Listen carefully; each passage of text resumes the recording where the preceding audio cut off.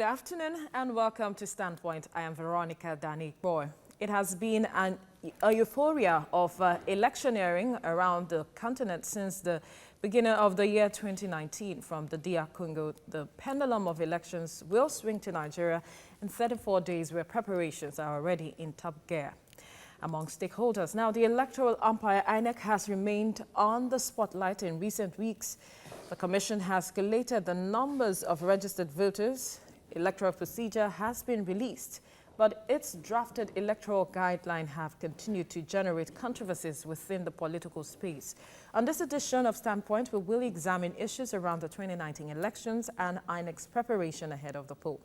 Later on the show, discussions will dovetail to the intrigues of the Ogun State politics. Now joining us on the show is Ademola Ogunbanjo, the Ogun governorship candidate of the Alliance for a New Nigeria, ANN. I also have with me Oluseyi Olufade Olowokere, Alliance for Democracy gubernatorial candidate in Ogun State as well. Gentlemen, welcome to the show. Thank you. I hope I got your name correctly. Yep. All right. Now let's move forward now. In the build-up to the most awaited February the 16th elections, the Independent National Electoral Commission, INEC, has remained on the news. This time, all seems not to be rosy as 61 political parties reject what they describe as obnoxious clauses inserted into the election guidelines by INEC.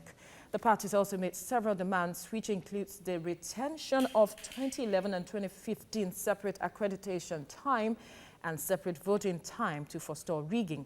The parties further listed the following, which are how... Okay, let me look through the following. I was reading it to you guys off the air. It was political parties, they are demanding announcement of accreditation figures by 12 noon on election day and recorded in a signed form and given to party agents before voting starts to forestall doctoring of election figures during collation. That's one. They are also demanding stoppage of PVC collection 10 days to election and disclosure of the total number of PVC collected on polling unit basis to political parties.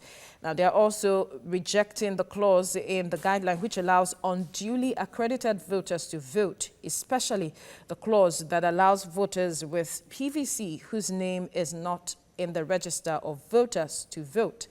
And then they are also demanding transparency in collation and transmission of results with accredited representatives of election observers and political parties monitoring. They are also rejecting the creation or usage of secret polling units called voting point settlement and demand full list and occasion of such units. They are also demanding INEC meets with party chairmen before final release of the election guidelines. They also demand the redeployment of Amina Zakari as head of collation center and replacement with federal commissioner. Well, let me stop here so that it wouldn't be too much information, but I'll start with you, Seyi. What do you make of these new guidelines? Well, you've mentioned about 5 or 6 key issues. The last one, I personally think it should be a non-issue. That's regarding the redeployment of the commissioner. Largely because if we have working systems and processes, some of these things wouldn't matter or shouldn't matter. But then the other issues raised are very key. They are possible loopholes for gaming the system by anybody. How do you mean? Now, if you say that people will be allowed to vote with PVC, but their name isn't on the register, then what is the point? Because the whole essence of having a PVC that tallies with your ID and your biometric is for accreditation and validation, to be sure that that person casting a vote is actually the person that is identified and registered with INEC. And what we have now, which I understand the parties are kicking against, is a situation where there's a bit of a gap allowing for anybody that just has a PVC. Now, whether it is the person's name on the PVC or not, the person may be allowed to vote. Now, this is what we understand they want to do is, so if I appear at the polling unit tomorrow, assuming it's election day, and I have a valid INEC PVC, what will happen is that I will be allowed to register there and then. They would take my thumbprint and then I'll vote. That's wrong because, you see, there are piles and piles of PVC. Like in Ogun State, we're aware that as of 2015, there was over 400,000 PVCs uncollected. And what is going to happen with that? Trust me, a lot can happen. Right now, we know in local governments where people have packs of PVCs in thousands and 500s of individuals. And a PVC is supposed to be an individual asset, not something some area don or godfather would stock up. And then on election day, he's calling all of you and saying, take, whether it is yours or not. So it's a bit tricky, and that needs to be looked into very closely. That's one. Two is whether it should be concurrent accreditation and voting or a separated process. Yes, that has its merits and demerits, because now when I come, I get accredited and vote and go, it sort of forestalls that possibility of vote buying and all of that. But you see, when you say that people should come, get accredited, and by 12 o'clock, go home and then come back and vote and all that. That in itself has its merit in the sense that you're able to account for the number of people that have been accredited. So at this polling unit A or 001, there's been 150 people accredited. So we know that by the end of the day, the votes should not exceed 150 people. Now, in the first scenario, it's a continuous process. So you will find a situation where it's open-ended. So at the end of the day, they tell you it's supposed to be 700 people at the polling unit. You count the people on the queue, you can tell that it's 350 people, but then they declare 600 votes. So you're wondering. So there is that issue there. But in the second scenario, you're able to get exactly how many people have been accredited. And we know that at the end of the day, the votes shouldn't exceed the number of accreditation. Now, this is the challenge with the parties, but I think that at the end of the day, INEC has to look at this very closely and we find a balance. It has to definitely be an improvement from the happenings of 2015. Because so this was a lot of gap that the parties leveraged, the parties that had capacity and access, particularly to security and the government systems. They took advantage of this, and of course, we know what happened. So from what you have said, this is not an improvement at all from 2015. It's worrisome. It doesn't look like an improvement, and so we expect something should be done about that quickly. All right, we'll still look at other areas or other things that these parties have a grasp with, but then let's get Ademola's view on some of these issues. Now, they are demanding announcement of accreditation of figures by 12 noon on election day. And recorded in a signed form and given to party agents before voting starts to forestall doctoring of election figures during collation. What's different? Well, Sheyi has actually spoken well to the merit of that. And the merit is just basically that we know exactly how many people have been accredited to vote, and then whatever results we announce cannot exceed that number, because you won't be able to explain where you manufactured it from if it exceeds it.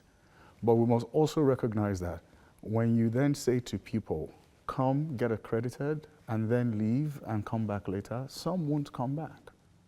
If the process is cumbersome. We cannot take it for granted that it is everybody that leaves after accreditation that will return to vote. Also, we leave a window for battering. That is, now that you've been accredited and it's clear that you are now going to be allowed to vote, then you're a viable market. Then I can engage you to say, I want to buy your vote. What I support is a situation where once you get to the center and you get onto the queue and it's your turn, and then you're accredited, you vote. That way, it doesn't leave room for any vote buying and all of that. However, because we do not trust the system, and we don't trust the system because we just choose not to trust the system. We don't trust the system because the system's failed us in time past. So because we do not trust the system, we're saying that's a little too fluid, because it then means that we don't know the exact number. So the challenge is saying we want to know the exact number. That's a merit. But when you look at the demerits of it, the fact that you leave room for vote buying, I would say we then stick to be accredited and vote. Because you have to weigh both and say, look, you know what, which one is more important? I believe that if we can take away vote buying, people like Sheyi and I stand a good chance. But you know, vote buying could come in different forms. Some persons would have, their votes would have been bought before they come there to get accredited. And so does it really check? They actually don't buy votes until you're accredited because they don't know if you'll be accredited. That's why they don't buy it. It is once you're accredited, it means you're a viable market. It means you have the right to vote. That's when they start buying. Okay, now, okay, you wanted to say something? Yes, I was just going to add to that. I mean, and this might help the parties and everyone watching, that the reason, which I agree with Demola, the reason INEC is pushing for this continuous process is I understand that they have a technology that the card reader has, it's a seamless process wherein it counts. Yeah. Okay, and that is collated at a center. So it means that at the end of the day, through the card reader, they are able to determine how many people have been accredited and, of course, have voted. So at the end of the day, that should tally. So technologically, there is that solution there, which we can pay proper attention to, because it's important that the parties, the 61 parties, you know, major on the major and minor on the minors. You know, let's not mix it. Yeah. However, the worry is the fact that there are a lot of cards out there, and then people may be allowed, according to INEC's current position, it means that anybody can come with that card and get registered and accredited, and the person will be allowed to vote. Now, you see that issue. So it means that, I mean, I've had my card now for over 5 years, almost 6 years, and then someone will come on 16th, on the 2nd, pick up, claim any card and use it to vote. You know, so that, if we can take care of that, you know, I think that that will check. It will check a lot of issues, and we will now just focus on, you know, the vote buying component, because like my colleague has said here, there are a lot of approaches to vote buying. So of course. That's the conversation. So, but then another issue I'd like us to touch is the political parties, that's the 61 political parties, are rejecting the creation or usage of secret polling units called voting point settlement and demand full list and location of such units. But why should this be a challenge? Well, the process of electioneering must be 100% transparent. There should be no secret polling units. There should be nowhere people will vote that the parties are not aware of. Every polling unit must be on a list. The location must be listed, and parties must have access to this. Because we must send people there, right, to go ensure that the electioneering process is fair. So when you have a secret, I mean, why should a voting process have any voting point that is secret? Secret. Who will vote there? Secret people? You know, so that it shouldn't be the case. I mean, I don't know what INEC means by that. Perhaps they need to break that down for people to understand. Because it's a little unbelievable that they actually plan to have such units. You know, again, it speaks to, you know, when you say you can vote even though your name is not on the register. We shouldn't even talk about it. It's not something that we could walk around. No, we must take it off the list. It cannot happen. It must not happen. All right. You know, if I may speak to that, you know, what we understand in Ogun State is that there are 3,123 polling units. I mean, but we also hear that in the 2015 election, there were almost 3,500 thereabout polling units. So, and if you check records, I mean, up until recently, what is documented is 3,123. So it means that we have over 300 plus quote-unquote secret or extra-created polling. Now, there's an argument for it, which we have been told that they try to keep each polling unit at 500 registered voters maximum. So you have some polling units that have about 1,000 plus, and so they break that down. But you see, this is all about planning. You should do that beforehand and lay it bare for everyone to see. So let's know before the election day that, look, as against 3,123, we now have 4,000. And then we work, we know the location, we know where it is, and then everybody goes there, you know. So, I mean, we hear a lot of interesting stories about, I mean, I speak particularly of Ogun State, and you see that's a miniature of what can happen across the whole country, where there are some interesting local governments where the magic happens. And then you go to look at the numbers of those local governments, and you're wondering, oh, how does it happen? But this is actually how it does, because those local governments are not very accessible, so they believe that not many people like Demola and myself might not want to go on the boats or water to, to. Would you? Well, at this point, we will. I mean, I will. We will. So, and that's where these maneuverings happen. So this has to be laid bare and very transparent. We should know the numbers, know where every polling unit are. They should be ID'd and documented for everybody to see. And you can, forgive me, you can segue that into the point about stopping the collection of PVCs 10 days before elections. So that way, you know how many PVCs have been collected, and then you know how many polling units you would need, and then you can publish it. Yeah. All right, then another issue that has been some sort of a controversy is the demand for the redeployment of Amina Zakari as head of Coalition Center and replacement with a federal commissioner in charge of operation, Professor Okechukwu Ibanu, to ensure credibility and balancing. I mean, with her redeployment really ensure credibility? I think they should just leave the woman alone. If the ruling party is set on rigging, it's not Amina Zakari's redeployment that will stop them. So it's a non-starter. There's no need to actually belabor the matter.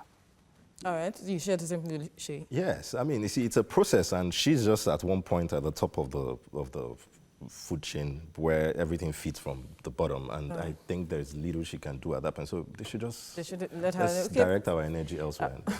All right, quickly, finally on this matter, the parties rejected the use of former youth corps members and staff of federal government agencies as ad hoc staff. Really? But these are the same people they have been using. Why are they rejecting them? When I saw that, I was a bit both alarmed, and I had to think about it to say, okay, well, maybe they have limited human resource, because these youth corps members, some of them have been, they are masters in the art of, this, so we do understand that in some states, I haven't heard the detail of Ogun State, the powers that be are already working to have their own boys, their own former youth corps members come back and be part of this process. So it's all a pre-planned scenario. So if there's a way that can be checked out and use people who can be accountable. See, these former youth corps members, we can't hold them to anything. Federal civil service workers is okay, because then if they misbehave, you can report them to the civil service, to the head of civil service and all. But these former youth corps members, who's their accountability head, so to say. Current youth corps members, you can withhold their certificates. There are a lot of areas of caution for them, but for these other guys, I mean, I don't know how. But then are you looking at the aspect of the fact that they understand the process already, and perhaps INEC do not have enough time on their hands to start training new members or these new corps members on how to go about this whole process? They've had 4 years to plan for this election. Well, you see, in Ogun State alone, we know we've got 3123 polling units. Yeah, that's known to all. And that means you probably have what, let's even say you need 2 people or 3 at each unit. You're looking for, in Ogun State, nearly 10,000 people. Finding 10,000 people is a lot of work. And then training 10,000 people to know what to do the right things, is a lot of work. So wanting to use those who have done it before, former youth corps members who have engaged the process before, they may be employed here and there. And when they do wrong, it's not about seizing their NYSC certificates, it's about arresting and prosecuting them. See, the human factor in the electioneering process is what the issue is. The technology is good, it will make the process more efficient, more effective, but there's always a human factor. It is human beings that rig elections. Technology doesn't rig elections, and whether you use pastors from churches or imams from mosques, if they're compromised, they're compromised. Sure. All right, so let's look at the 7 procedures the electorates are to follow in casting their votes on the day of the elections. Now, the first steps, is to at the arrival at the polling units, they have to join the queue, present themselves to the INEC official at the polling unit, who will determine whether they are at the correct polling unit, check if the photograph on the permanent voter card matches their face, If satisfied, he or she will be directed to the next INEC official. Now, doesn't that counter this guideline that was put up saying that the political parties demanding the stoppage of PVC collection? Okay, the other one where you can just pick up a PVC and get registered. Doesn't this counter that already that you spoke about, that anybody could pick anyone's PVC? It does, but that's anticipating that the scenario will be ideal, But like Demola said, if the process can be easily compromised, if the human beings working this process are compromised, then it means that what that would allow for is a situation where, all parties should have polling agents, right? The polling units are dominated by the people with the stronger might, so to say, because they have police, and we've seen this thing happen in some states, and then anything goes, anything happens. So it's not going to be across board, it's going to be in some specific areas and all that. So the argument here is it's a loophole that should not be allowed at all, so that we don't, people don't take advantage of it. Why leave a deliberate loophole that will be taken advantage of? Okay. Then let's look at voter education, because they've come up with this 7 procedures. I am not certain how many Nigerians are patient enough to look through all of this.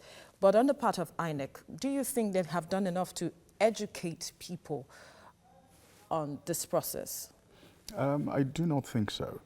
But I'm confident that when the day comes and you show up at the polling unit, there will be somebody who will tell you what to do.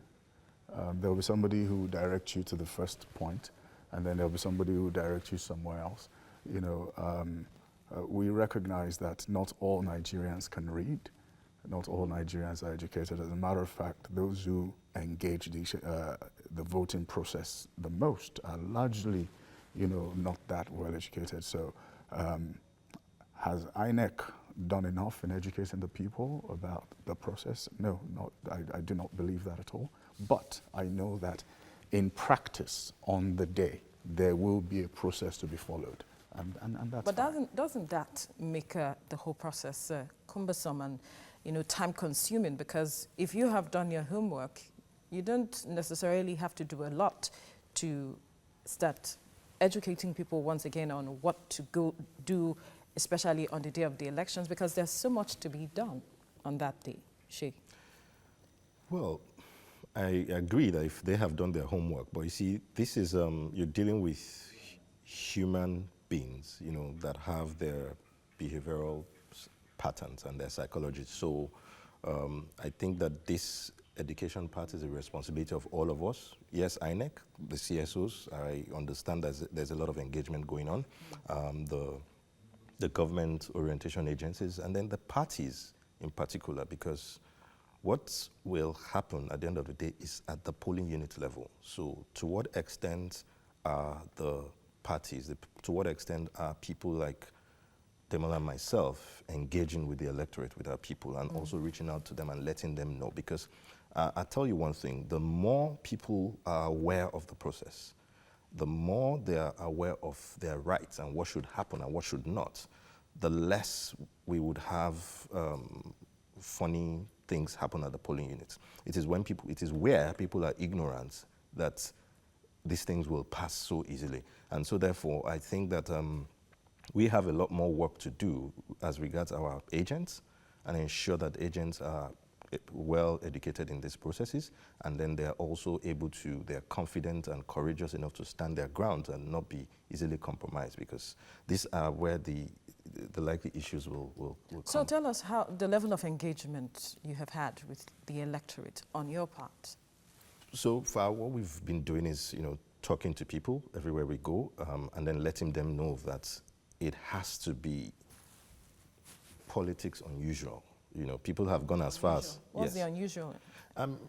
See, they need to appreciate the fact that we have to move away from the, look, they say tekako sebe, take 5,000 naira, and, they need to understand, people, we've gone as far as trying to, which is commonplace, break it down to them that, look, 5,000 naira would probably feed you for 2 weeks and all that, then you would have mortgage for 4 years.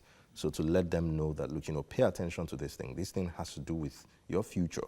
I mean, a better life for you. So we're doing that, and then we're also engaging with the parties, and then we're also trying to work through agents and NGOs to properly educate people. I mean, the challenge though is there's a lot of noise out there.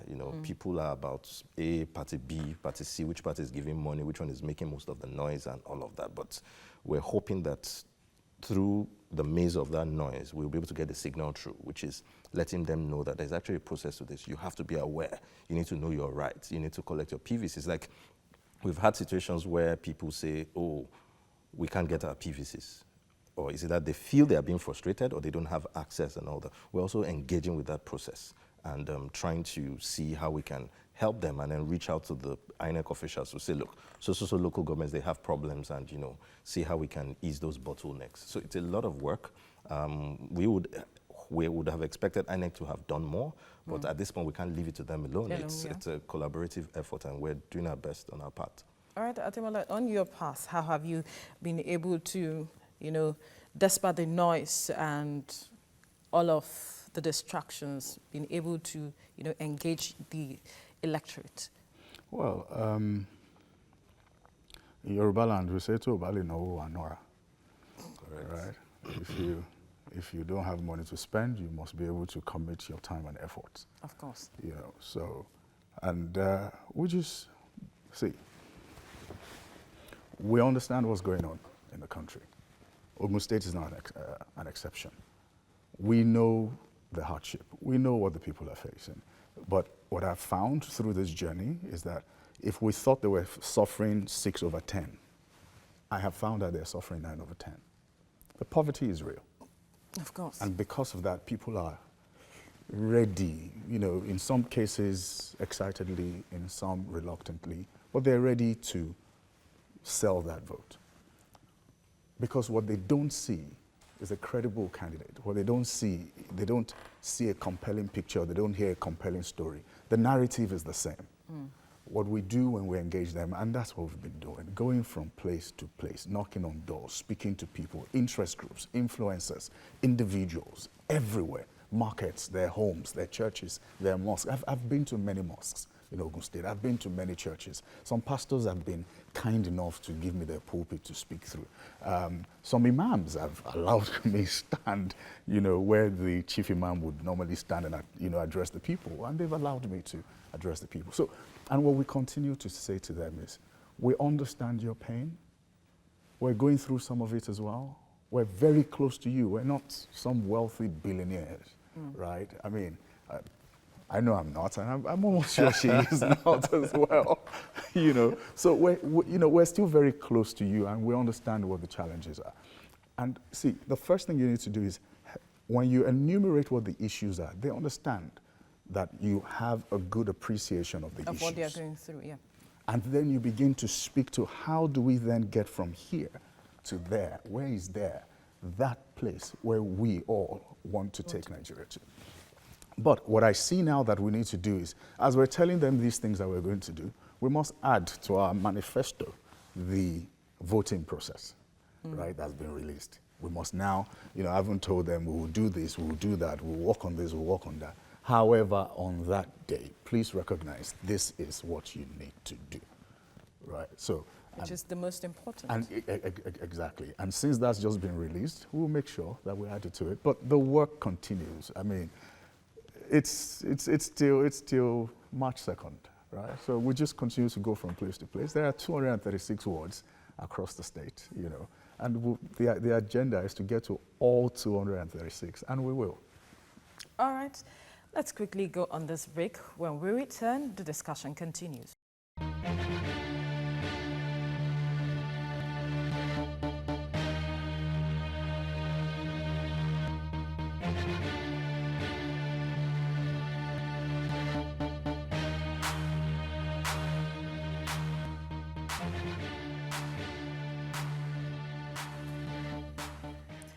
Yes, you're watching Standpoint. Now, cases of political thuggery and intimidation to ballot snatching, clashes and killings were the norm until recently, when other means of coercion are now being used to influence the people's choice.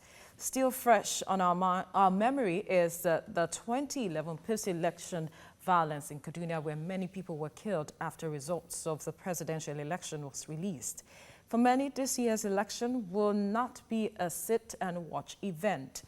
Many Nigerians view participation in this election as essential to hold the government accountable, and politicians are seeking to hold power by all means. Now, I'll start with you, Ademola. How educated or how aware are Nigerians about the elections? In 2015, we had about 69 million registered voters, and now we have 84 million registered voters. Is that as a result of people wanting to be involved? They are now politically aware, so to speak. Yes, absolutely. And when you look at the breakdown of that 84 million, you find that students have about 22.3 million. More student participation is what we're going to experience during this election process, and you can see that from those the numbers of those who have registered to vote. And then you find that next to that is the farmer, category, and then the housewives, and then the businessmen or business people. So yes, people are more aware.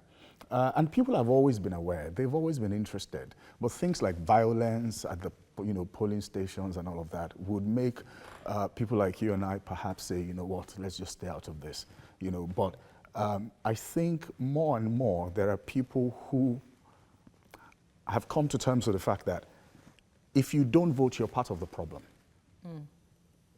If you vote the wrong candidate because you've been paid to do so, you're part of the problem.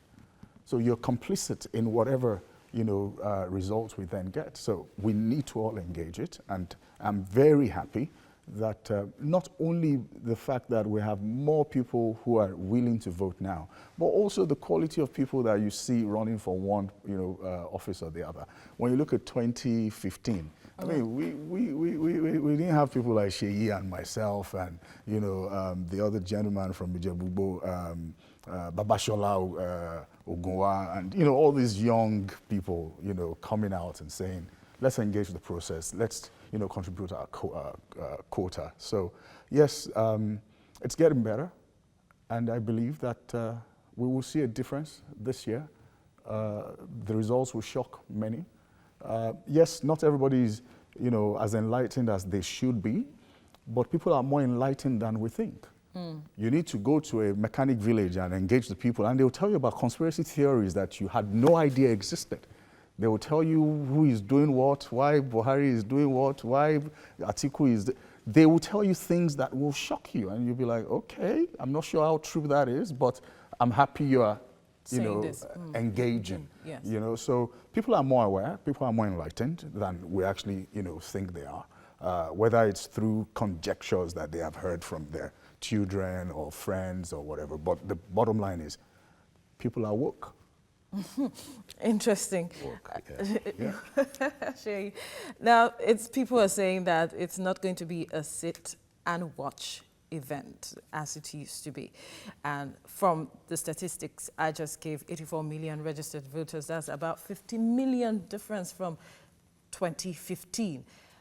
How much impact would that make for these elections? It's going to be a lot of impact. It's also going to be quite different and surprising.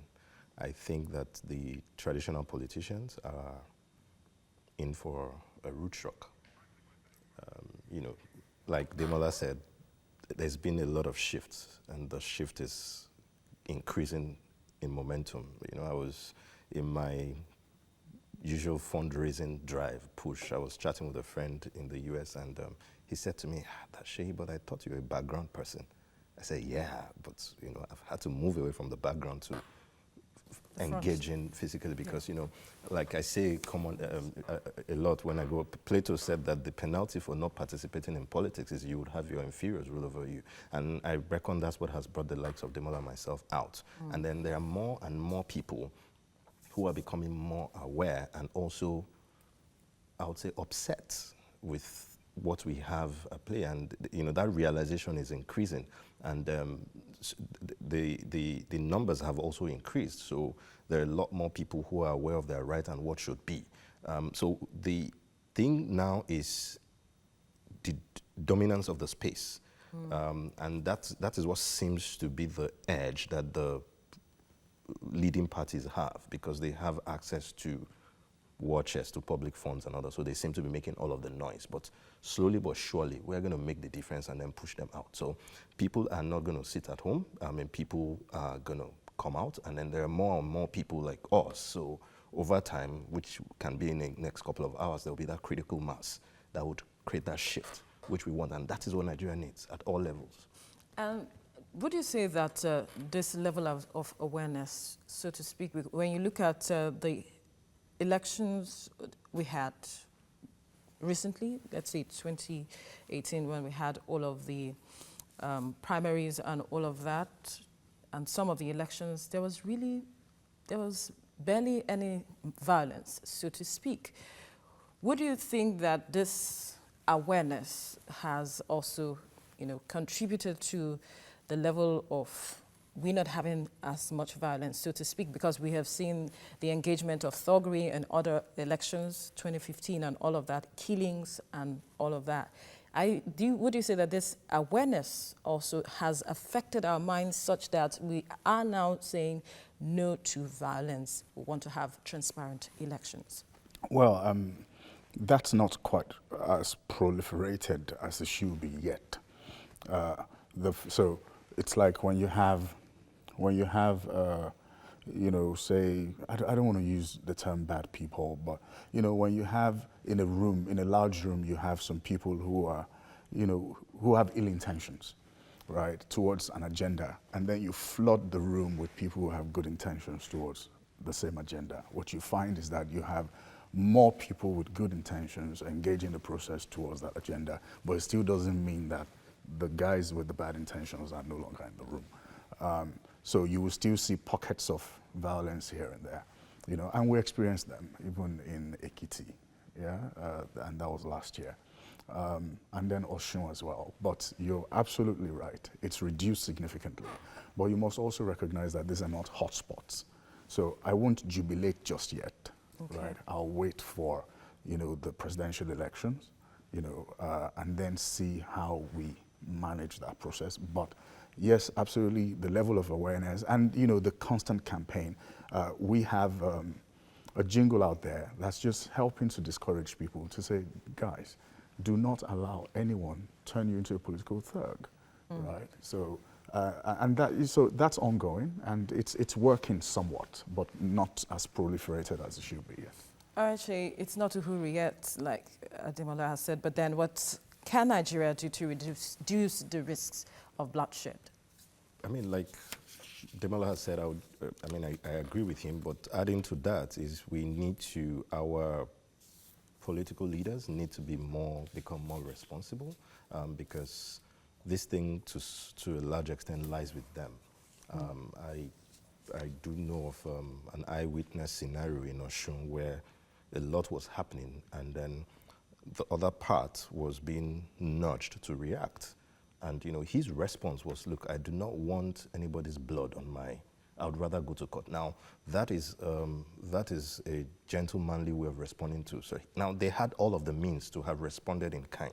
And so we need to begin to have our political leaders do less and less of that. And it's happening all over the place. And the only way that can happen is to flood the place with more people with good intentions and others, so that these guys can gradually fade away, because they are still there. The ones that believe, look, we would use money, we would use whatever it takes, we control the thugs, we control the motor parks and all of that. And we experience bits and pieces of it in Ogun State. I mean, every day I go out, people tell me, oh, look, Sheyi, be careful, they did this, they just dropped. The word is dropped, and that's a human life. They tell you they just dropped someone there. I'm like, did you just talk about a human being?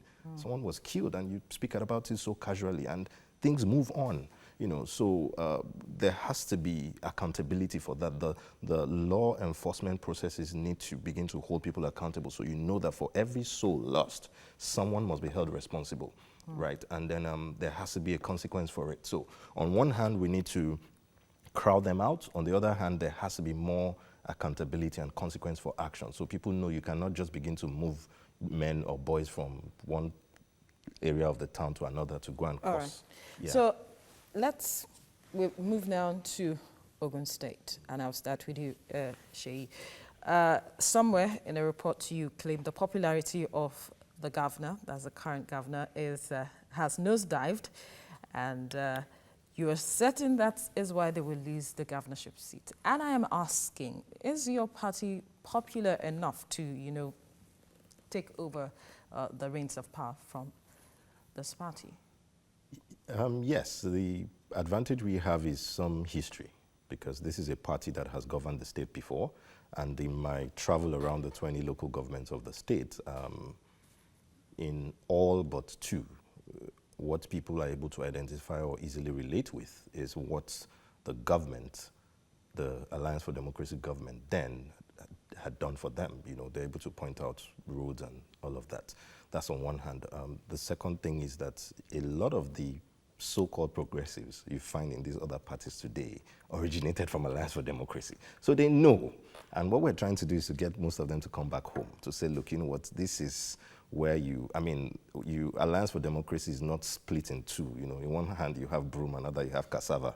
We're not confused. We're very focused, and we know what we want to do. So we want to bring back the good old days, what it is about humanity, the dignity of life and all of that. So relative to them, we may not be as popular, but we're gradually building that up, because at the end of the day, they will realize that it's not about all of the noise or all of the money being thrown around. It is about the party that has the genuine intentions and the true ideology to bring about a better change, a true change to the lives of the people. And that's what we're working on. They have seeming advantages because they're in power and all of that. Yes, there are facts to it that the current government's popularity has really nosedived, and that's across the state. And you do not need to even do a lot of analysis for that. You just can go around and ask people questions. Even within the party, and we can see how it has played out. But that's not our business. What we want to do now is to sort of get into that space and then change the narrative and let people know that there is a better alternative. Because what has always happened before now is where the preferable is not available. So they always settle for the available. Now we're telling them that, look, the preferable is available. We will do better. What makes your party preferable? And what are you bringing to the table that, stands you out from the other parties? Well, what we're bringing to the table that stands us out is, first, we have a full team of youthful candidates that have no political baggage, and they have good intentions. Yes, someone did complain and said to me, oh, look, Sheyi, your party is full of technocrats. And I said, well, another person has coined a new word for me. It said techno-politicians. So we're coming in to change the space. So there's that. 2 is our rich history. 3 is the fact that our party has a pure ideology. We did an analysis of about the 91 political parties registered with INEC, and we can say that almost 66 of them emanated from Alliance for Democracy. So that's to tell you that, that is the party of our founding fathers in the Southwest. It's the party of the true Omoluabi, Afenifere. But it's just that some people, out of their political selfishness or greed, have tried to kill the party. And then we're coming to reawaken that and make the difference. That is 1. 2 is that we are the party that has that true intention of reaching out to those human capital needs of education, health. And we've done it before, and then we can do it again. Every other person will say they can do it, but you see, has it been tested? We have that advantage of the fact that it's been tested, so we're proven, and then we're only coming back to say, look, you know what, we can do it again. And thirdly is that, we do not have the Godfather syndrome. Now, the leading parties today will have, and I say this to people of Ogun State, if any of these other seemingly leading parties, because as far as I'm concerned, they're not leading, get into power today, what would happen is Ogun State will be run from 4 different houses. It's either going to be run from Lagos or from somewhere in Ota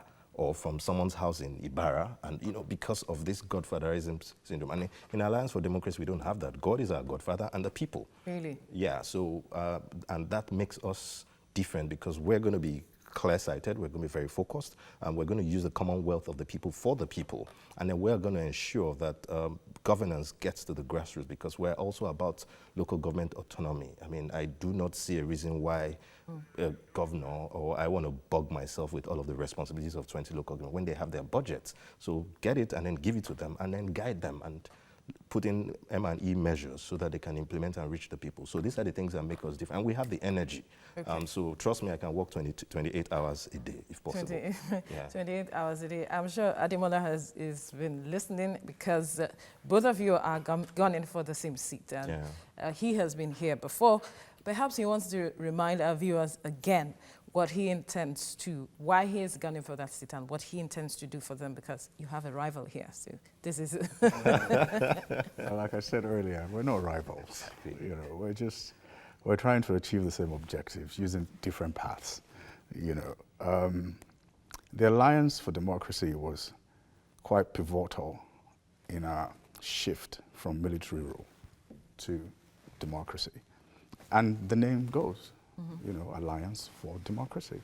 And a number of groups and individuals came together to create the party. And we have had democracy. They have served their role. And now the era that we're in is for the creation of a new Nigeria. So there's a new alliance. That's the Alliance for New Nigeria. You know, and what we're looking to do is simple. When you look at the country, there are largely 4 categories of people in this country. The first category, those of us who knew Nigeria when Nigeria was effective, when Nigeria worked, when prosperity was a Nigerian phenomenon. So we remember Nigeria that used to work. We remember the healthcare system worked. We remember the education system worked. We remember that we had good roads and all of these things. And we had a police system that was not, you know, riddled with bribes and corruption and all of that. And then we have been so blessed to travel the world and see that what went down in Nigeria, what used to work in Nigeria that's not working anymore, is not a global phenomenon. That it is isolated to Nigeria because of what we created. That other countries across the world still work. So that's a category of people. We know what used to be. We know what obtains outside the shores of Nigeria. Category 2, knew what used to be. They know what we know about Nigeria. They have not been so blessed to travel the world and see that the world is not hard. The entire world is not in poverty. The entire world is not quite broken. That's just Nigeria. They haven't seen the outside world. That's category 2. Category 3, never knew a Nigeria that worked.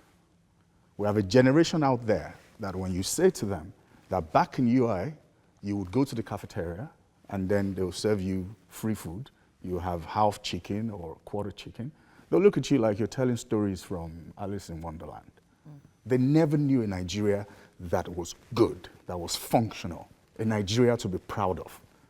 That generation, as a matter of fact, coined the name Niger. My generation didn't come up with Niger because we took pride in our country. We took pride in the name of the country. But this generation never knew a Nigeria that worked.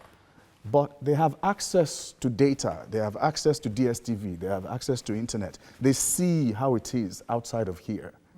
And their own reference point for change is to exit the country because they cannot imagine that it can work. And then the 4th category are those who never saw it work, don't have access to data or DSTV or internet, and their own reference for change is just an internal pain. They do not know a Nigeria that works, therefore they cannot visualize or envision a Nigeria that will work.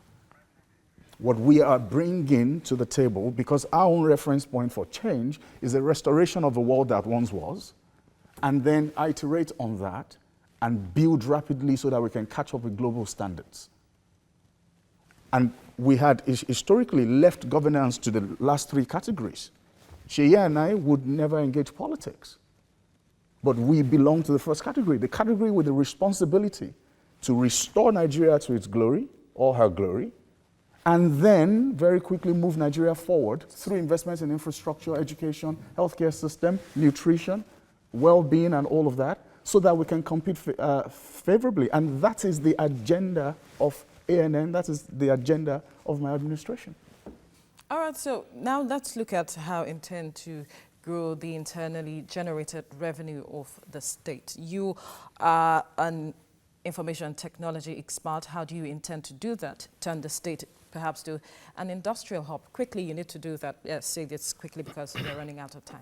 Well, first and foremost, we just plug leakages. So there's still a whole lot of leakages in Ogun State, and I think that once that is done, we're going to have a shift of at least 20% in our revenue generation. What are these leakages?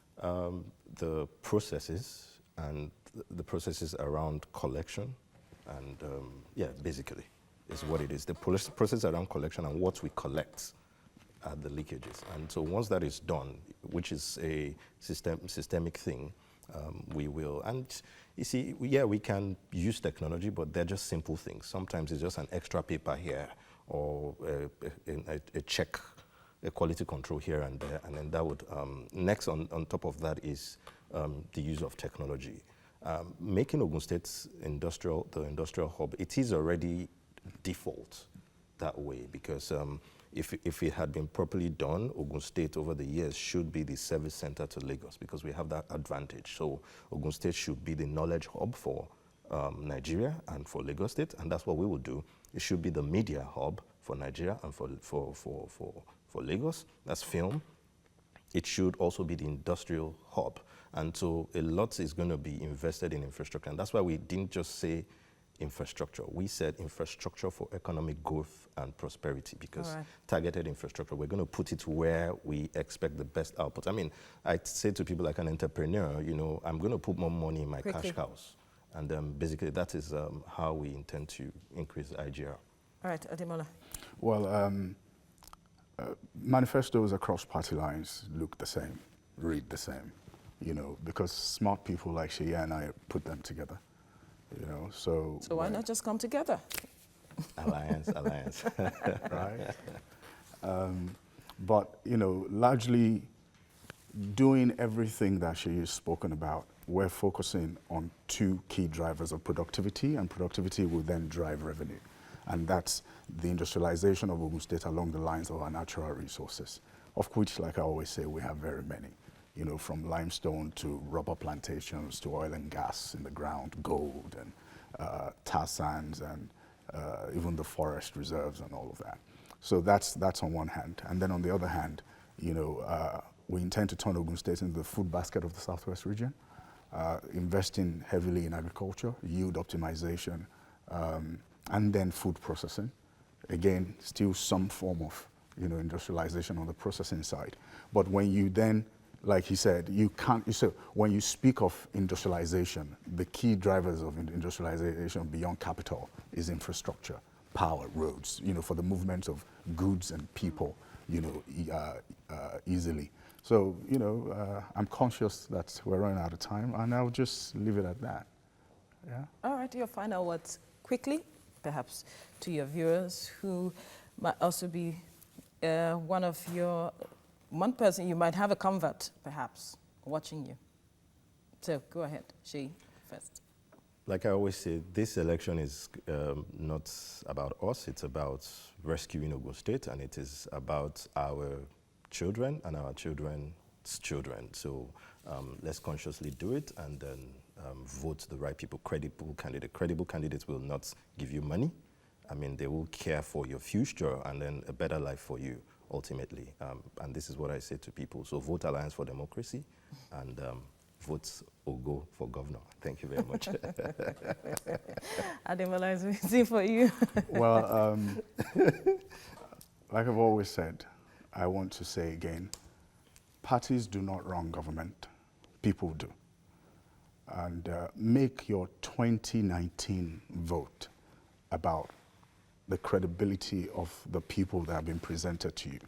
Not only those running for governor, but president, senator, House of Reps members, House of Assembly. And you just vote for character, vote for capability, vote for capacity, and vote for sincerity of purpose. because you can tell when someone is sincere. We're first spirit beings before we are human beings. Really? You know, and we can tell, you know, when people are being sincere, when they're telling the truth or not. So look out for the truth. The Bible says, search the depth of all things and hold fast to that which is true. And that's what I believe we all should do in these coming elections. Search the depth of all candidates and vote that comes with sincerity of purpose. All right. Thank you, gentlemen, for coming on the show. I hope that our viewers, the electorates, will make their decision when the day comes. All the best. And that's our package on today's edition of Standpoint. Thank you so much for watching. Remember, you can watch a repeat of this edition tomorrow by 7 a.m. I'm Veronica Danik Boy. Enjoy your weekend.